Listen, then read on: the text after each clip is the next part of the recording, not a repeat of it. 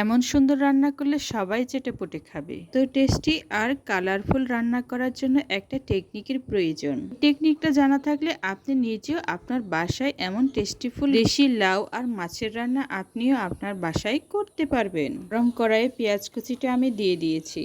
আজকের তেলটা এতটাই গরম ছিল, তাড়াতাড়ি আমার পেঁয়াজ কুচিটাও ভাজা হয়ে যাচ্ছে। কুচিগুলো খুব তাড়াতাড়ি ভাজা হয়ে গেলে না রান্না করতে খুবই আরামদায়ক মনে হয়। আমার রান্না করার জন্য যে মাছটা আমি রেডি করেছিলাম সেই মাছগুলো আমি আগে থেকে ভেজে রেডি করে রেখে দিয়েছি। আজকে বাসায় সবাই বলছিল আজকে লাউ দিয়ে মাছ রান্না করা খাবো। এর আবদার তো আমি আর না করতে পারি না, তাই চট করে বাসায় একটা কচি লাউ ছিল, তার সাথে মাছও ছিল, আমি রান্না করতে বসে পড়লাম। রান্না করার জন্য রেডি করে নিলাম পেঁয়াজ কুচি, আদা বাটা, রসুন বাটা, জিরা বাটা আর উপযুক্ত প্রয়োজনীয় মরিচ গুঁড়ো, হলুদ গুঁড়ো, এগুলো আমি যাবতীয় জিনিস রেডি করে রান্না শুরু করে দিলাম। আমার প্রিয় পরিবারের সদস্যরা যখন কোনো খাবার খেতে আবদার করে আমার কাছে, তখন আমি কিছুতেই না করতে পারি না। ওদের জন্য সময় করে আমি সবসময় রান্না করে দেই। আজকে যেহেতু এই মজাদার লাউ রান্নাটা আমি করব, তাই ভাবলাম আমি আমার বন্ধুদের সাথে কেনই বা এই মজাদার লাউ রেসিপিটা শেয়ার না করি। আমার প্রিয় বন্ধুরা ইচ্ছে করলে আমার মতো করে এই ঘরোয়া পদ্ধতিতে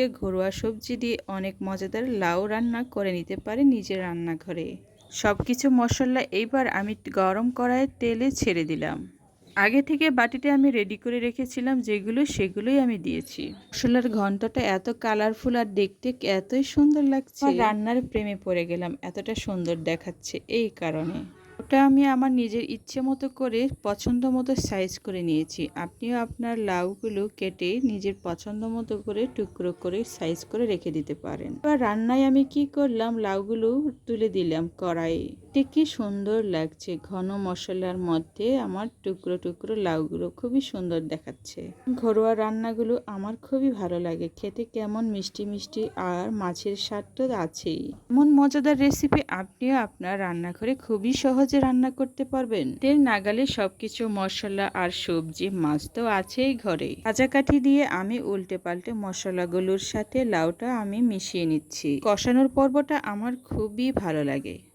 লাউ সবজিটা এতটাই সুন্দর, যে কোনো সবজির সাথে খুবই মানায়। সাথে আলু দিলেও ভালো লাগতো, কিন্তু আজকে আমি রান্নায় কোনো প্রকার আলু ব্যবহার করলাম না, শুধু লাউ আর মাছ। ধরনের মজাদার খাবারগুলো ঘরে যখন তৈরি হয় তখন খুবই ভালো লাগে। লাউয়ের একটা নিজস্ব পানি আছে, যেটা কষানোর সময় সে নিজে থেকে বের করে দেয়। আলগা কোনো কষানোর জন্য পানি দিতে হয় না, নিজে থেকে পানি ছেড়ে দিয়ে দেয়, আর ওই পানিটা দিয়ে অনেক সময় কষিয়ে নেওয়া যায়। আমার রান্নাটি কেমন হচ্ছে সেটা অবশ্যই কমেন্টের মাধ্যমে জানাবেন। আর যদি রান্না পছন্দ হয়ে যায়, সাবস্ক্রাইব করতে ভুলবেন না। আপনাদের কমেন্টের মাধ্যমে আমি বুঝতে পারবো আমার রান্নাটা আপনাদের পছন্দ হয়েছে কিনা। এর মধ্যে এই ধরনের রান্না বাসায় করে খেলে খুবই ভালো লাগে। আজকে আমি লাউটাকে আরো মজাদার করার জন্য কিছু দানাদার ডাল ব্যবহার করব। এই ডালটা হচ্ছে রান্নায় আরো ঘনত্ব বাড়াবে আর লাউয়ের টেস্টটা অসাধারণ অতুলনীয় করবে। আপনার যদি মনে হয় লাউ রান্নায় আমি কোনো ধরনের ডাল ব্যবহার করব না, তাহলে আপনি ইচ্ছে করলে নাও করতে পারেন। আজকে আমার মনে হলো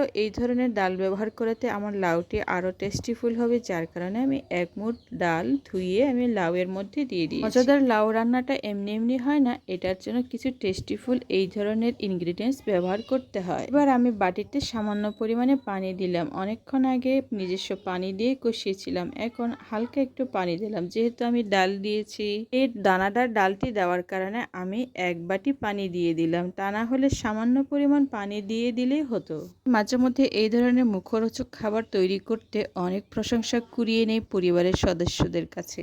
রান্নায় পরিবারের সদস্যদের কাছে এমন মজাদার আর প্রশংসার কথাগুলো শুনতে খুবই ভালো লাগে। মজাদার তৈরি রান্না খাবার তৈরি করে যেমন আনন্দ পায়, ঠিক তেমনি ওদের কাছে মজার মজার অনেক সুন্দর ভালো কথার প্রশংসা পেতেও খুবই ভালো লাগে। কোনো জিনিসের রান্নার প্রক্রিয়াটা একান্ত নিজস্ব, আর এই নিজস্ব ভঙ্গিমাটা অনেক সুন্দরভাবে উপস্থাপন করাটাই হচ্ছে একটা শিল্প। আসলে রান্না হচ্ছে একটা নিখুঁত আর অনেক সুন্দর অতুলনীয় একটা শিল্প। কড়াইয়ের ঢাকনাটা খুলে আমি একটু নেড়েচেড়েও দিচ্ছি, আর এই নেড়েচেড়ে দিয়াতে আমার মশলাগুলো কড়াইয়ের সাথে যেগুলো লেগেছিল সেটা এখন সবজির সাথে লেগে যাবে। লাউগুলো এতটা নরম আর তুলতুলে ছিল, আর সাথে ডালগুলো খুবই ভালো মানের ছিল। অল্পতেই আমার ডালগুলো অনেকটাই নরম হয়ে গিয়েছে, আর একটু কষালেই আমার রান্নাটা অর্ধেক সমপরিমাণে চলে আসবে। রান্নাটা দিয়ে দেওয়াতে আমার ডালটা অনেকটা নরম হবে আর স্ফুটনাঙ্ক বৃদ্ধি পাবে। আমি লবণটাও অ্যাড করেছি আমি আমার রান্নার।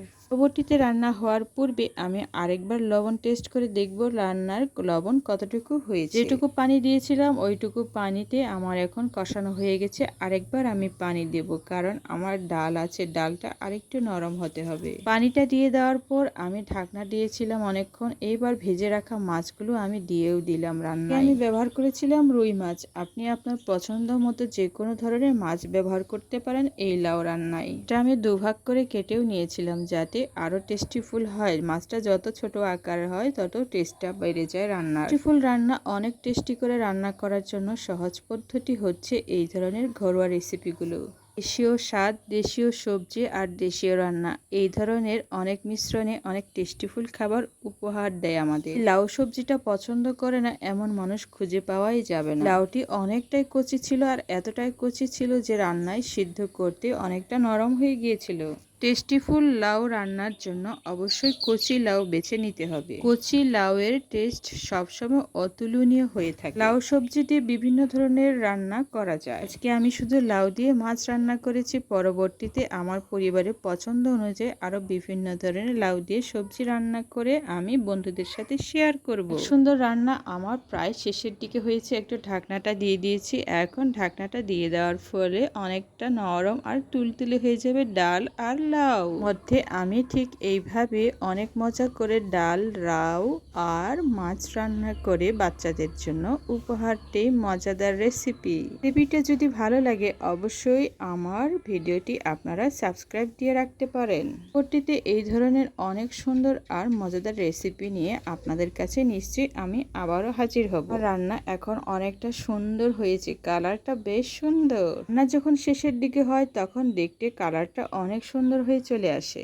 খুবই সুন্দর আর মজাদার রান্না প্রস্তুত হয়েছে আজকে পরিবারের জন্য। অনেক সুন্দর রান্না আর কালারফুল রান্না পেয়ে আমার রোজ বলছিল, মা তুমি কিন্তু আজকে তাড়াতাড়ি রান্না শেষ করে আমার জন্য আগে খাবার দিবে। ওটাই খিদে পেয়েছিল যে ওর প্লেট নিয়ে বারবার আসছিল বলে, তোমার রান্না কি এখনো হয়নি? আমি বললাম হয়ে গেছে, একটু দাঁড়াও। রান্নাটা হওয়া মাত্রই ওর জন্য মাছের টুকরো আর লাউয়ের পিসগুলো আমি বাটিতে করে বের করে দিচ্ছিলাম। আমারও খেতে ইচ্ছে করছিল, কারণ আমারও রান্না করতে করতে অনেকটা খিদে পেয়েছে। আর এত মুখরোচক খাবার যদি সামনে রেডি থাকে তাহলে খেতে দেরি কিসের। দেশীয় লাউ আর দেশি স্বাদের এমন মজাদার রান্না আজকে আমি আমার পরিবারের জন্য রেডি করতে পেরেছি। আমার খুবই ভালো লাগছে। যে ডালগুলো আমি রান্নায় দিয়েছিলাম সেগুলো নরম তুলতুলে হয়ে গেছে। আমার ভিডিওটি শুরু থেকে শেষ পর্যন্ত দেখেছেন তাদের প্রত্যেককে অসংখ্য ধন্যবাদ। আপনাদের সাপোর্টের জন্য অসংখ্য অসংখ্য ধন্যবাদ। আপনারা আমার পাশে আছেন বলেই আমি টুকটুক করে আরো সামনের দিকে এগিয়ে যাচ্ছি অনেক সুন্দরভাবে এবং সাফল্যের সাথে।